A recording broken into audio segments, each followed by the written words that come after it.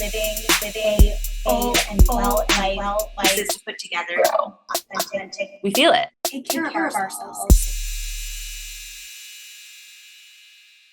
Hello, and welcome back to the Wishing You Well podcast, where we help you navigate your wellness journey each and every week. I'm Amy Albero.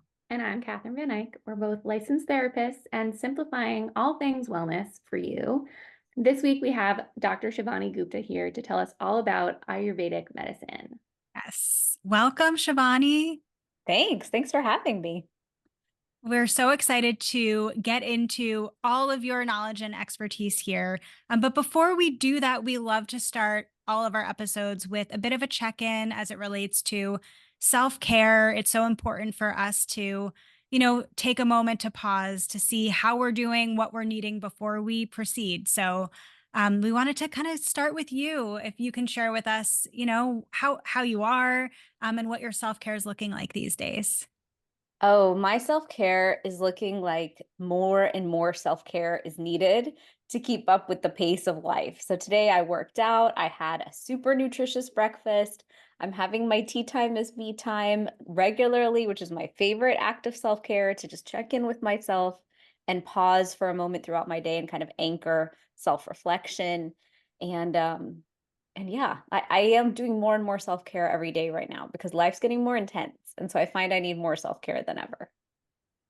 I love that having that view that your self-care should shift in proportion to like maybe the intensity or the amount of stuff in life, because I feel like most of the time we do the opposite. Like when life gets really stressful, our self-care goes out the window. But you're really using it to support your life and where you are right now. Absolutely. It's necessary. Mm-hmm. I have to imagine it wasn't always like that, and it was more like what Amy's talking about. How did you end up coming to the idea like more's happening, that means more self-care? I used to be, and I've always been one of those people who's into everything. So I'm into learning and growing and self-development and personal development. And I have kids, and it's always been like I want to do everything at once. And my body has never let me get away with that. So my whole life, through my teens, through the college years, I learned that I would go 200 miles an hour, hit my wall, and go splat. Hit my wall again, hit my wall again. And so I've learned that I can keep doing that behavior, or I can change. So only in the last couple years did I finally take all of my Ayurveda self-care tools. And every time I feel that like the engine is going too fast and I feel like I'm about to go hit a wall, I'm like, hold on, stop. I know the tools. I have the tools.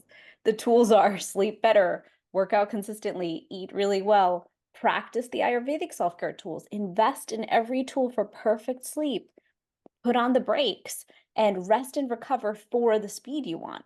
And so I talk to women about something. I have a concept called treat your body like a Maserati.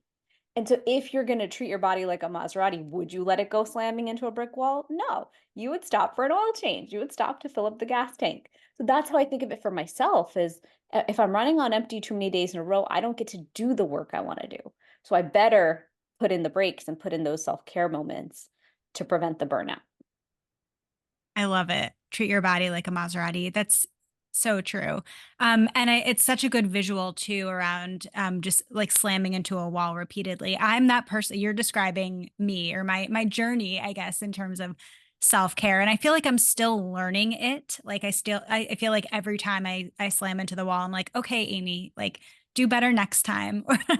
And I feel like I get a little bit better at like putting on the brakes, but like it's a tough shift. It is. Catherine, how about you and your self-care? My self-care is it's sort of like what we're talking about. It lines up with how I'm kind of feeling this week and what this week is kind of like. And yesterday especially, I was really, really stressed out. One of the reasons was because I could not get my baby down for a nap for the life of me.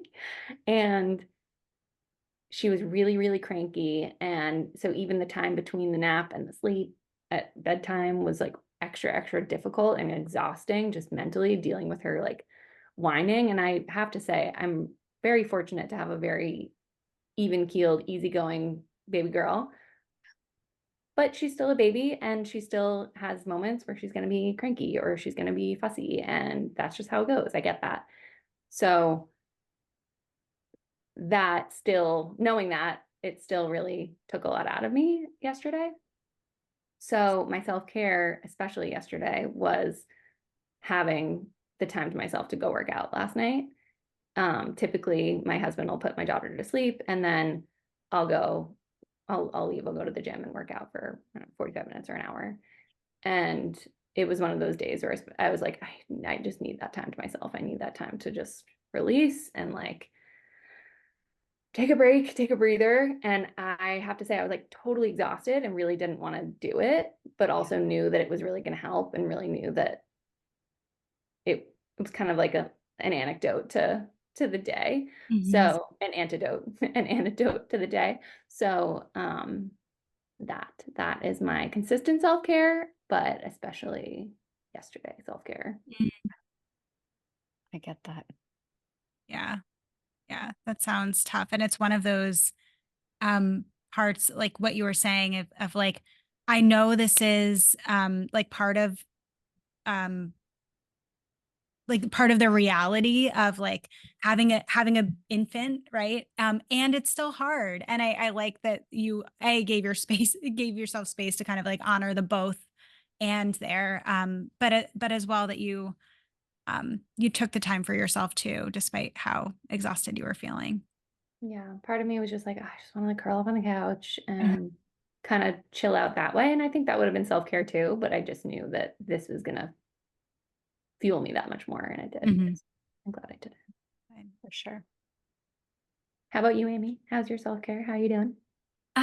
Yeah, I think I'm having a more stressful week for, a lot of different reasons, but right before we hopped on our recording, I was sharing with Catherine, like, I feel like my self-care has been a little repetitive lately. And I started to spiral a little bit and judge that. But as I've been sitting here, I've been really reflecting on that. And I feel like there are times where I'm such a creature of habit and like I will just continue to do things because that's what I do. And I don't usually stop and ask myself, like, is this working still? Or is this just what I'm doing? And so just in this like short window of, 30 minutes, since Catherine and I like initially started talking about self-care before recording, it's made me realize that what I am doing right now, like it's really consistent and it is really benefiting me in ways that I don't think my self-care has in a while. And so it feels like I've landed myself in a really solid practice as it relates to taking time for myself in the middle of the day, making sure I have like a lunch block every day, not working until all hours of the night. I'm working out consistently and doing something that I really enjoy in terms of moving my body. I'm being very intentional with like what I'm eating. I'm asking for a lot of help, which is very difficult for me, but these are all things that I guess I've been saying when we're recording each week. But they really feel very supportive right now, which is good. That is great. And Yeah. I couldn't help but think about our recent podcast episode. We talked about, we had a little therapist Q&A where we talked about, I've plateaued in therapy, or it feels like I've plateaued in therapy. What now? What? And it kind of seems like that with your self-care. It's like, wait, is this okay that is it okay that my self-care is kind of like The this same. consistent thing? It's the same. Is this all right? Like, it doesn't feel right. Something feels off, but it's working for you. Yeah, right. And I know, one of the themes that we had touched on was like maintenance is a good thing. We don't always need to be tweaking and changing and like moving in any type of way. Like sometimes just staying steady is what we need. And so I've been really trying to think about that a lot. I think of that as like a normal week is a good week. Mm-hmm. And I tell my friends sometimes because they'll complain like, oh, we're moms and I have a 10 and a 13-year-old and everything's about routine and structure and schedule and their lives. And we build their lives and then we build our lives around their schedule and lives. And when my friends complain, I'm like, we complain about when they're sick. We complain when we're stressed, But then we also complain about the normal week. And why can't we just remember that a normal week is awesome? Because a normal week means all the trains are running on time. We can do our self-care, our like what you're talking about, like our regimented or consistent or normal way, and like just hold that. And a normal week is normally when I do start adding like one or two little things, just as like my little test of, oh, if I just did like a little head oil massage today, would I all of a sudden feel way better? Oh, I did. Okay. Tomorrow, what if I added oil pulling back in? Because I forgot it for a week. Would that change things? Oh, it didn't change anything, but I knew it was good for me and it felt good to do what's good for me. So I kind of think of self-care as like this puzzle or like a Jenga where you're trying to like keep putting in new pieces, but if you just hold the base, going to consistently, like you're talking about, you're holding a consistent result of feeling good, of feeling steady, of feeling at peace or feeling happy. And from the Ayurvedic perspective, I teach so much that bringing body, mind, and spirit is the goal. So I love that. I get you where sometimes you're like, is this enough? Do I need to add more? And it's like, well, would more throw me over the edge because it's too much? Or is this just doing the job called holding me at my foundation? Yeah. Of living. Yeah. Yeah. No, and yeah, the Jenga visuals so helpful too. And yeah, how do you win at Jenga? You keep the base like sturdy. Exactly. And yeah, I love that. I just want to take a quick pause to tell you that Revive is hiring. In our Miami and Pittsburgh offices, we have full and part-time W-2 and 1099 clinician positions available, and this includes both postgraduate and associate level licenses, in addition to fully licensed clinicians. In our Connecticut offices, we have full-time, fully licensed W-2 clinician positions available, including clinical supervisor opportunities. If you are interested in working for a company that values community, work-life balance, and your personal and professional growth, then we want to meet you. Find a link to our website in our bio. Well, I mean, you're starting to give us a little bit of a preview about kind of who you are and what you do, but can you give us and our listeners just a little bit more insight into your background and your practice? Sure. So I am from Houston, Texas. I live in South Florida, and I love teaching about Ayurvedic wisdom because Ayurveda is the system from India that's over 5,000 years old. And I grew up living in Texas, but also living in India every year with my grandparents and with my family. And I kept seeing these two worlds. Every time I got sick in the US, we'd run to the drugstore or the pediatrician, we'd get antibiotics and treat it one way. And anytime I got sick in India, my grandma would just reach into the spice cabinet and heal me with hing and turmeric and ginger and all the spices. And I always thought, which one's right? And I realized when I grew up, finally, both are right, both are so valid, but it's just about which approach you want to use. And for myself, I kind of needed to learn the self-care tools of Ayurveda because I always wanted to be the social entrepreneur, make an impact, and all the things I wanted to do. But if my body and mind and spirit aren't all on the same page, it's almost like I'm trying to do 300% and there's only 100% that's possible. And so one of my physical therapists once said, Shivani, you're trying to operate at a 300% pie, and really we all only get 100%. So stop trying to defy gravity and defy everything. But I think in modern day culture, we're kind of taught like hustle, who needs a weekend?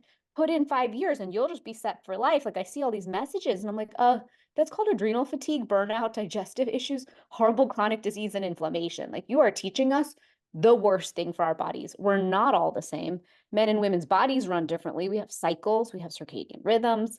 So I really look at life now using the Ayurvedic lens of if we can just bring this system of preventive health and lifestyle into our lives, then we can function and operate from an entirely different operating system and thus experience life completely differently as well. So the more self-care I practice, the more I really enjoy my life. And I'm like, okay, well, life could be short, life could be really long, but either way, at least we're doing the work to get to be so present and enjoy this life in front of us. Yeah. The presence piece is so key, right? And as you're describing, like the Western culture, like right, that we're immersed in this go mentality, hustle mentality, it doesn't really give us a lot of permission to just be, right? Like to be present, to be grounded in the moment. It feels like it defies what the expectations are for us. And so I appreciate your having kind of the dual perspective is really, really interesting. Can you define what Ayurveda is, or Ayurvedic medicine? Sure. So Ayurveda is this entire system of medicine from India. And like I mentioned, it's 5,000 years old. Within Ayurveda, we teach a couple of different pillars of health. So a big one is our dosha, or our individual mind body constitution. It's kind of like a personality test, but understanding which of the doshas you are really helps you understand your physical, mental, and emotional traits. And that helps you stay more balanced because you understand yourself better and you know what it takes to keep yourself more balanced. Then we teach a lot about detoxing. The system is going to get congested and need detoxing every year or every quarter. So it just depends on you and your where you live and your activity level. But we like to teach about detoxing as a preventive way of health. Then we teach a lot about digestive fire, the gut digestive fire, and how the gut is the seat of mental health, physical health. It's all interrelated. We know the gut brain axis is connected. And so always teaching people the practices of honoring gut health is the center of brain health, immune health, chronic disease management, all those things. Then within Ayurveda, we teach about circadian rhythm, circadian medicine, and sleep, and the cycles of nature, and how living according to nature cycles, it helps us live in flow with the planet, with the rhythms of nature, as opposed to going against it and fighting uphill and going on this uphill battle. And then finally, in Ayurveda, we talk a lot about self-care. Like the Ayurvedic self-care rituals are built to help you build this rhythm, to help you detox, to help you support your physical, mental, and emotional health, everything all together. And really, the goal of Ayurveda is to teach you a lifestyle. And then while you're living it, you're bringing body, mind, and spirit into alignment. Because nowadays, I'm finding we're all just so disconnected, and we disconnect mind from body. And we just expect the body to come for the ride, when in fact, you can actually shift the body and thus shift the mind. And so I look at it from that perspective of, as a woman and as someone who's trying to teach health and women's health so much, where do we fit in self-care in the tiniest slices so that we can be anchored into our circadian rhythm, balanced in our dosha, and thus supported? Because we want vibrant health, but all we're building nowadays by running ourselves into the walls is we're building chronic disease. Mm. And so how do we create shifts as we go through each decade of life? Do you mind just repeating? So there's dosha, detox, Gut health, self-care, gut health, circadian rhythm. circadian rhythm, and self-care. Yeah. And those are just 5 pillars. I mean, Ayurveda, I have the textbooks down here. Like there's 7 big yellow textbooks. They go over everything. It's like a system of medicine that covered surgery and pediatrics and like all the real systems of medicine way before Western medicine came along or any other system of medicine. So when I read the book sometimes on the weekend, I'm like, gosh, these are so detailed. Like any issue, it has a protocol on how to do enemas and like everything to clear out those issues. Mm. Yeah. What do you notice as like really big differences between the way that Ayurvedic medicine and Westernized medicine kind of approaches, I don't know, well-being? I don't even know if well-being is like the right. Yeah. I don't know that Western culture necessarily focuses on Approaches well-being. well-being. Yeah, We have sick care, not healthcare. Right. Yeah, I think Western medicine now, I think back in the day, we had our family doctor in our town who took care of us. I think as the population has grown and technology in the world moves faster, Western medicine now has kind of broken into all the subspecialties. And you've got your foot doctor versus your eye doctor versus your who knows what. Like every body part is separate. There's no integration. There's no whole. And so that's a big part of the problem is we're whole humans, but running to 10 doctors for our 10 parts that are having issues, and then no one's talking to each other. While in Ayurveda, we really take a whole person approach. We make the time and we have the time to sit there and say, okay, I need an hour and a half with you. I need to understand the entire history from how you were born to like, because that impacts your gut health for life, all the way through to your childhood traumas, physical traumas, any surgeries. Like we try to understand everything to ascertain, okay, where are the imbalances in the body? Where are these micro traumas or traumas that are going to impact gut health? To what extent do we need to heal gut health? And then our treatment protocols involve herbs and spices. Typically, we're reaching into the herbology from Ayurveda, the turmeric, the ginger. That's like our first line to help people because it kind of simmers down the problem the fastest. Then we move into the self-care rituals and the detox because typically detox is necessary. So we are just approaching it from this completely all natural, healthy approach. Western medicine is still great. It's useful. It's just not there to create well-being or to prevent disease. It's there to stop whatever's been created in its tracks. So I just look at it as 2 different approaches. And when I have a problem or any client has a problem, I'm like, go to your doctor, get a good diagnosis. They have the best tests. They're like great at understanding on an X-ray what's wrong or an MRI what's wrong. But then there's a lot of other subtle things we need to understand. That's where I reach into functional medicine, who's going to test like bigger blood tests, stool tests, DNA tests, like a lot more data. And then still, no matter what anyone tells you, it's typically your lifestyle that created the problem. So it's typically your lifestyle that has to change to resolve the problem. And I Mhm. think that about myself too sometimes. I'm like, you're eating gluten-free toast every day.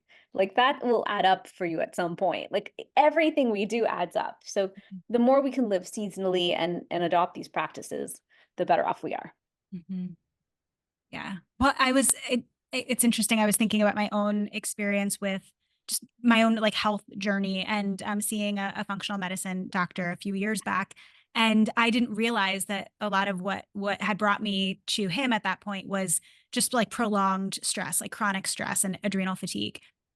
And I had said to him, like, nothing's really changed, why now? And he had used the analogy of, it's like when you go and have a Big Mac, like Yeah. one time, that's not going to give you like any heart problems. But like if you have one every day for a couple of years, like you're gonna have some issues. And that just the accumulation of what we go through and how we live our lives, like how that does add up in a negative impact way was alarming. But as you're saying, what we do on the other end from a preventative side also adds up in such a meaningful way too. And I think we forget that because it's not an instant result. Right. It's not instant gratification. Mhm. And so because of that, our mind's like, well, it's optional. Mhm. And that's, I think, the programming or the tool we need to pick up and remember is each thing adds up. Like I think of each act of self-care and self-love as adding up.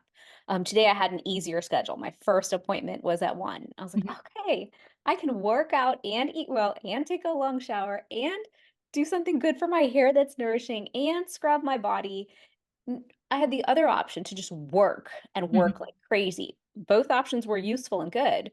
But I thought if you don't like pause and give yourself the hour when your house is silent and you can give yourself this gift, we're never going to get ahead. Like you're Mhm. never going to, where is that time? That time has to be made. And every time you do an act of self love, how do you feel after? You feel amazing. So it's just one of those things where it's almost like a defiance of the hustle culture and an acknowledgement that we as women are sovereign and intelligent and capable. I should say, we as people, the men too, we're all able to work hard when it matters, but the self care is what's going to fuel the engine that allows us to be more efficient and perform better. And so I think about it that way a lot too, because I have to almost trick my own brain to give myself time for self care because I have so much going on. I'm building my company, I'm building on impact, like I'm writing a book.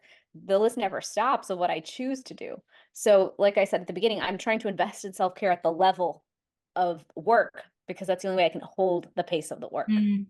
Yeah. And it's so interesting that you are kind of similarly to what we do, you're working in the setting that you're trying to promote. And so you're trying to practice what you preach, but when it comes to running a business or when it comes to, like being a therapist too, you're just always giving and you're always trying to do more. And so the pulling back and the actual practicing of what you're preaching can be really hard to put together. True, and it's interesting. I did a Ayurveda consultation this week, and I realized it's such an energy output. Like I Mhm. hadn't done one in a while because my work is in supplements and in other things and in the herbs more than in the consultations now. And whenever I do individual consultations, I'm like, whoa, it's an energy output, which means it has to be an equal energy input given back for Mhm. the act. And so, of course, it's hard. I mean, you guys are a therapist, so in the mental health world, like that's a lot of space that you're energetically holding for people. So equally important is to fill that bucket back up and fill the cup. Mhm. Mhm. Yeah. One thing that I'm wondering about, because I think when it comes to hustle culture and like wellness culture, that sometimes there's this clash of like, if I'm doing all the things and it's not happening, then like, what am I doing wrong? Like, how do I try and fix this? How do I like, where do I pivot now? And how do I get into, and it becomes a hustle mentality inside this, almost like inside this vessel that's like not supposed to be. So like, how do you Absolutely. actually navigate that if you're somebody that like really wants the benefits, but like isn't accustomed to slowing down and like letting them happen when they happen? Oh my God, I love that question because no one has asked me that question, but it is something I see and I think about. So I teach Ayurveda, and Ayurveda is meant to show you that you can have both worlds. Like you can juxtapose and be dynamic and out there and moving and grooving while holding this like nucleus, eye of the hurricane center of stillness and quiet and peace. Like can you hold both? And as a mom, I think we know sometimes we do that, right? Like you're holding your center, even though they're cranky and driving you nuts. And there's just this chaos around you. But if you just hold the center, eventually everything will settle down. But I do see that a lot because if you look online, as people get into biohacking and all these things, they're like, drink your hydrogen water, do your cold plunge and infrared. And I go to the biohacking conferences and I laugh at the frenetic energy sometimes. So I'm like, guys, we're not building health if we're torturing ourselves and overstimulating our systems and freezing the bejesus out of ourselves. I hear you that you're building health results. Good job. But health results are meant to be built either on a regular basis because we really need them, they're part of our foundational consistency, or because we are acutely going after something and a result, but then where are you going to like go back into rest and digest mode? Like, are you ever going to let yourself be in the parasympathetic instead of the sympathetic mode and just chill the heck out? And like really rest? Or are you always going to, when you're resting, think about how you didn't cold plunge, pranayam, deep breath, stand on your head upside down, dual polar bale plunge with your oxygen mask plugged into you, with your PEMF mat under you, with your, the list never ends. And I see that sometimes. Like I've had friends who are like, yeah, I'm taking care of my health, but like go, and the schedule's packed around health. And so I think there's such a invitation there to like self-reflect, look at what you're doing. And what I find is that's typically dosha based. And so in Ayurveda, we have this concept called the doshas, or the mind body personalities that we all have. There's vata, which is like physically someone who's thin and wiry. Their mind is very 100 miles a minute. And they tend to eat like birds, like they have certain traits in terms of how they eat. And they tend to have poor digestion, poor sleep, disrupted sleep. But this is like your thin and wiry crew. Then you have pittas. Pittas are like fire energy. So I'm a pitta, medium body, tend to have early graying of our hair, reddish skin, everything's reddish coming out of us, sometimes red hair. This is someone who's like a go-getter, ambitious, focused, energized, but equally likely to use all the fire words around a volcano: burn out, explode, melt down. Like we're like a nuclear reactor, and if we don't stay cool and calm, we just explode on the people we love. And we get hangry and we have inflammation and issues like that. And then you have kapha, and a kapha person is like a bigger body, bigger bones, like stronger person. They have like a stronger constitution. They tend to have curly hair, rounder features. This is someone who's like deeply loyal. They have caretaker energy, Mother Earth energy. They take care of everyone around them, but they tend to have a slower metabolism. They tend to be one thing at a time. And so if you look at those three kind of templates or three archetypes, vata, pitta, and kapha, vata is more air, wind, pitta is more fire, and kapha is more earth with water. Based on what you are, you're going to have a certain mindset approach to life. The vata is just going to go to town and go running through the biohacking conference and try everything and do everything and buy everything and just enjoy it. Pitta is like, where do I get the best result? Oh, I'll do that. And we will just go and try to execute as well. And kapha is like, I have no idea what you guys are doing. You're all crazy. That's not my pace. And I'm not doing any of this junk. Just tell me the one or two things that'll get me moving at the beginning of the day. And when I sit down in the evening, I sit down and I'm not getting up again. And so it's just interesting to understand, where are you in the spectrum of your own dosha? How imbalanced are you in your dosha? Because if you are a vata mind, which most of us in modern day times tend to have the vata mind, you're in overdrive. And so how can you just pull from the health practices, those things that are so grounding and so centering? Ayurveda teaches us, put your feet on the earth, just ground yourself into the earth. That alone is healing. Walk in nature. That alone is healing. Go lay in nature. That alone is healing. Like, allow nature to heal you. And so that's my primary message to everyone, is we don't need, even though it looks cool to me, we don't need like $20,000 biohacking rooms. Nature's got it, and nature's free. It's an easier, simpler solution.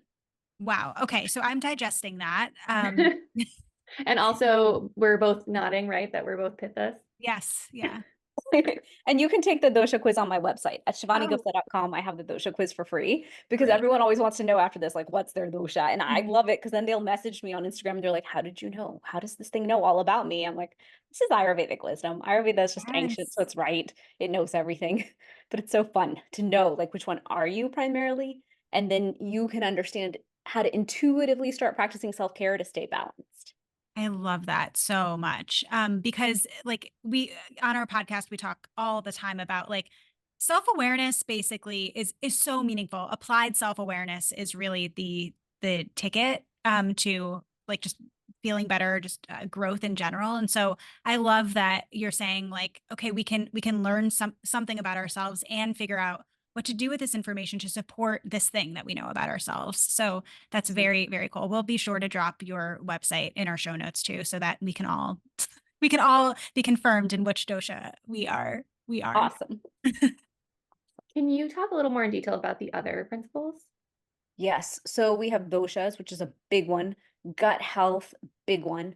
We want everyone to wake up and ignite the gut digestive fire like it's a campfire. Like imagine you have a campfire in the morning, you would kindle it, you'd wake it up, get it going for the day so you can make breakfast, then lunch, then dinner. And at the end of the day, you'd shut that campfire down, but not completely, so that you could use it again. And if you think about it, when you eat a meal, you don't go dumping water on the campfire while you're trying to cook your food.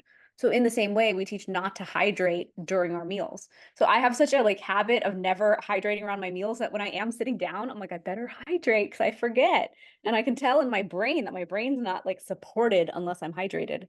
But gut digestive fire is a whole concept. So we teach little things like don't drink around your meals. If you're going to drink water in a restaurant, ask for hot water with lemon or ginger lemon tea because that will still be igniting to that just digestive fire. Eat meals on a regular schedule is a big part of Ayurveda. Don't munch and snack all day. Because again, you don't want the fire to work all throughout the day. Like just ask it to do its job 3 times. And little habits like ginger lemon tea or aloe vera juice in the morning are very supportive to that gut digestive fire being awakened. Another big one out of Ayurveda is the herbology. We're obsessed with the spices because super spices to me are the superfoods. And if we're looking at superfoods that are going to support us and nourish us and help us achieve our health goals and maintain our health goals, then yes, we could reach into salmon and spinach and blueberries and the typical ones, which we've all done. But now moving into like turmeric and ginger and ashwagandha and cilantro and cumin seeds, there's so much power in those spices as well. And so that's why I love to teach about them for cooking, for consuming, for gut digestive fire as well. Ginger is so powerful, turmeric is so powerful. And so I did my master's in Ayurvedic sciences, but my PhD was on turmeric, the spice. So I'm very passionate about turmeric as an anti-inflammatory that we use in our lives because we have so many things that are rooted in inflammation. And if we are inflamed, it's going to affect all systems, including brain. And so that's where I teach a lot about take your turmeric every day, use ginger lemon tea every day, cook with all the super spices. And that alone is a preventive practice because we're bringing these powerful ancient superfoods into our homes and into our food. Okay. Wow. So I have so many questions. I'm like, I need to pause and think like, Let's okay, go ask them. what's a question for me and what's a question for the pod? You can ask them both.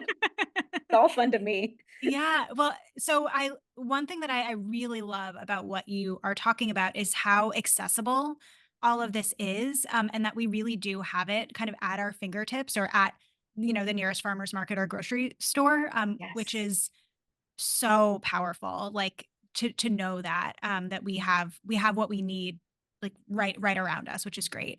How much, like when you're talking about ginger lemon tea or turmeric, like how much is enough? Is there such a thing as too much? Like how do you know? There is always such a thing as too much. And so I think it's just about reading your body and how you feel. In the morning, I like to just take like about an inch of ginger and quickly use my knife to peel it, cut it in slices, and throw it into like a cup of water that I'm boiling on the stove. And then I squeeze lemon in, cool it to tea temperature, drink it. And I actually don't like things that acidic or bitter. So I add honey to it to make it a little sweeter. And that's like usually a weekend habit, usually during the week as a mom. There's not that much time in the morning for everything. But on the weekends, that's like my decadent, like I am taking care of my gut digestive fire like a good kid habit. In the weekdays, I'll do a shot of aloe vera juice. Mm. There's a brand called George's at Whole Foods that tastes like water. And so if you put it in your fridge and just take the shot, it tastes like nothing. So it's easy, but you know you're investing in like healthier gut, healthier system. So yeah, I like to use them in that way. We should not OD on anything we do, healthy or unhealthy, right? Moderation is the key in Ayurveda, is live that moderate road. So I have like when I studied Ayurveda, they were like, someone ate so many carrots, they turned orange. So I always think of that when you ask the question of too much. When it comes to turmeric as a spice, what most people don't know is out of the entire turmeric plant, only 3% of it is the curcuminoids. And out of those curcuminoids, the one curcumin is the most effective at reducing inflammation. And so when it comes to fresh turmeric, a lot of people are using it, which is fine. I don't think it's as potent for what we might be looking for, because I want everyone to understand how to significantly reduce inflammation. Then when you powder it, it is becoming more concentrated. So using turmeric in your food is great. But when you cook with turmeric, I would add black pepper or a healthy fat to increase the absorption. Because if we're just using like turmeric to make a skinny latte with no fat, we're not absorbing anything. We're just wasting our time, wasting our money. And I don't want anyone to do that. And then my field of work and my area of science and research now is curcumin. And how can you drive a potency out of curcumin to affect inflammation in all systems? Because anytime we have an itis in the body, arthritis or gastritis or anything, that just means inflammation in that area of the body.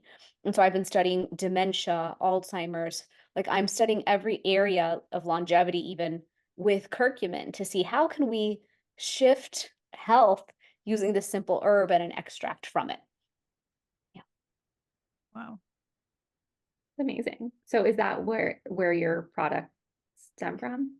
Yeah. So once I finished my PhD, my family was like, you are crazy and you are an evangelist and you seem to think turmeric does everything for everybody. And I'm like, but it does. Like, I just read about science, all the science. I do know this. And they were like, if you really think it can hold your whole immune system together, you should make your own. And I was like, I would never think to do that, but okay. And so I set out finding an ingredient that was so potent out of India. And my factory at the time, it was owned by an MD. He's like, you're crazy. No one would use this ingredient. Like, what are you doing? And I was like, I know that this is all expensive and nonsensical, but if I just prove my point, then everyone will believe me. So let's just try. So I built the formula and we were able to prove that like you can take it instead of NSAIDs for chronic joint pain. You can take it instead of NSAIDs for any pain. And so my world now is like, okay, we proved it for joint pain. Cool. Well, everyone should take it for that. It's great for like recovering from your workout. So then you're out of pain and you can go back in. It's good for immune health because turmeric is antiviral, antibacterial, and antifungal. So as a mom, I take it regularly so I can hold my immune system against all the stuff they bring home from school.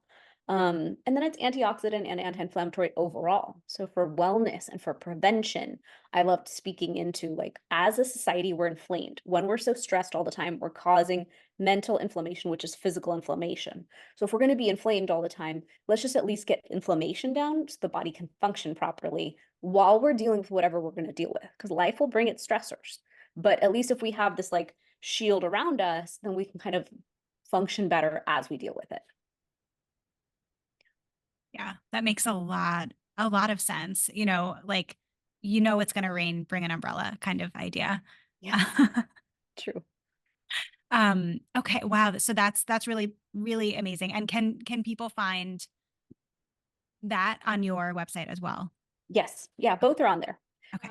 So going back to some of these principles, so you talked about dosha, you talked about gut health. What about detox? People hear that word and sometimes they're like, Yeah. how do you frame that? So yeah, it's understandable because no one wants to strip everything out of their lives that's fun or good or yummy. The way Ayurveda looks at it is we're all going to accumulate things throughout the year. No one is typically eating perfectly with like the cleanest water, cleanest air, cleanest food. Nowadays, especially, we have a lot more processed food. We know we have BPAs and so many things coming out of the plastic that we drink out of or that we hold our food in. We have mold exposure. We have energy exposure. Like there's so many things that accumulate. And so we need to pause at the intersection of seasons or once a year and just clean and clear the decks. It's kind of like an oil change, like going back to the car metaphor. If we're not going to pause and clean house, imagine if every week the garbage truck didn't come by to pick up the garbage. How soon would we all be living with mountains of garbage in front of our homes, right? In the same way, the body is just trying to find places to store what we're consuming that the body doesn't have time to deal with. And so when you finally do pause to detox, in Ayurveda, I typically have people detox just by cutting the inflammatory foods and increasing self-care. Like we start there. And I tell people, go for level 1, 2, or 3, like go for easy, medium, or the whole enchilada. But let's set you up for success. Like let's do it in a way that's gonna like let you win at this. And that's how I like to support people. And typically once you learn how to detox that way, you can do it anytime on your own. Like you can do it in any quarter of your life. But I find I will intuitively now sense like, I need to detox. I'm inflamed. I don't feel good. My brain fog is back. All those symptoms that I wasn't liking before, they're here. And so that's when a detox can really support you. And in Ayurveda, we teach that it's the time to release any chronic disease. Like that's when the body's going to have a chance to clear the decks, clear everything out. And then it's like, okay, I'm centered, I'm healthy, I'm ready. Now I can deal with the new things that are going to come at me. So that's how we look at detox. Mhm. I love that. It's like clean slate. Let Yeah. me before approaching this next thing. Yeah. Yeah. And typically it's before approaching the next season because circadian rhythm, circadian medicine came from Ayurveda. In the recent years, modern science has proven that circadian medicine is true. And there's a huge focus in Western medicine on circadian medicine. Circadian medicine just means that we are from the earth and our body follows nature's clock. And so living by the sun, like the sun rises, that's when we're supposed to rise. Sun sets, that's when we're supposed to wind down. We're not supposed to caffeinate all into the afternoon. So it's simple practices like 10 hours before you sleep, cut off caffeine. That's a hard one. I actually don't do that one perfectly, but about 10 hours before you go to bed, cut off caffeine. 3 hours before bed, stop eating. 2 hours before bed, stop working. Don't open that laptop or computer again. 1 hour before bed, get off your screens. It's a hard practice, but really moving into journaling and easing into the end of the day instead of being so screen addicted is what our best investment in sleep. And so I teach so much about sleep because sleep is when we detox. It's when we rejuvenate, when we clear inflammation. And so the more we can understand how to really optimize sleep to be epic and be healing and rejuvenative, the more we're supporting the next day's health, our eating habits, our mental health, our physical health, everything. And so that's very much an honoring of the circadian rhythm to understand that like 10 o'clock is when you have the melatonin release. That's when you're supposed to go to bed. Like harness the melatonin release to go to sleep. And most of us push right past it. And if your pittas, you actually get a second wind close to midnight. And that's why a lot of us call ourselves night owls, because we can just go. But really you have pitta energy that comes in that 10 to 2 slot. And you're bypassing that energy that's supposed to be used for detoxing and cleaning and clearing. So it's just so interesting when you learn Ayurveda, you're like, wow, I now understand myself so much better. And I understand my habits and I understand why I do those things. And so intellectually, you can remind yourself, just don't do it. Don't do that. Like, you know that if you sleep, you're going to be so much nicer tomorrow. Just do the good thing. Amy, did Shivani just solve your sleep issue? I mean, sleep is such a challenge for me. So I'm like, I'm really just taking it all in right now. I'm a sleep investigator. I'm happy to chat with you. Like, people sleeping well is a minor obsession of mine. I'm always like, what's happening? Do the sprinklers turn on at 3 a.m? Is that what's setting you off? Is someone flushing a toilet anywhere in your house? Like, I really dig deep with people and I can usually figure out what is the thing. And typically for most of us, it's our iPhones and that we're Instagram addicted. And it's hard to put that thing down, even for myself, within like 30 minutes of bedtime. That's usually it. But also food, also herbs. Like I created deep sleep tea just because I needed like a decadent, delicious last cup of tea, but that had the adaptogens to calm my mind down. Because I have this pitta of a mind that wants to just go and create. And so my own tea like settles me down so I can sleep better. So I'm constantly creating like sleep solutions for myself, but also for all of us who need support in sleeping better so that we're clearing our inflammation. Because otherwise we're like chasing our tail, and that's not fair. That we're trying so hard, like we talked about, to do wellness practices and feel good and be good, but we're like chasing, like we're on a hamster wheel with health. When in fact, the whole point of Ayurveda is get off the hamster wheel, go be in nature. If you need to move, go move in nature. Nature will heal you. And so even the practice of 45 minutes of walking a day can help you sleep better because you're decompressing. Yeah. Yes. Yeah. I mean, it really is. In some ways, it's so simple. Like, really, It sounds too simple. it's so simple, but like it just really, I use the word powerful. Like, it does feel so powerful as well, and like very exciting and liberating too, which is great. Absolutely.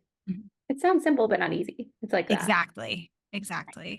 Right. It's a new habit. Regardless of its simplicity, it's a habit, and it's a habit you have to build time for, and you have to give up something else like scrolling to go do it. So it's still an action, Yeah. Right. but it's so healing that if we could all just do it, we'd have a different world. I believe that wholeheartedly. I know like my life is drastically different when I sleep. And so if we multiply that by everyone else doing the same thing, then yeah. Right? Wow. Absolutely. So is there anything in our last few minutes that we didn't cover that you'd want our listeners to know? I think the final thing would just be, look up Ayurveda. I have tons and tons of videos on YouTube. I have tons of guides on my website. I have a cookbook, an Ayurvedic cookbook as well. I have a sleep guide on my website, by the way. But my goal is always just to teach all these beautiful principles out of Ayurveda. Ayurveda is like this incredible treasure chest of wisdom that it could take a lifetime to learn.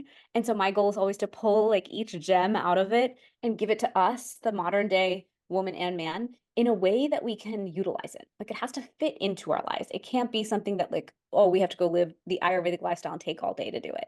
So that's my goal for everyone is understand it, start to implement it slowly, and then you'll see for yourself how you feel different and supported and better. Yeah.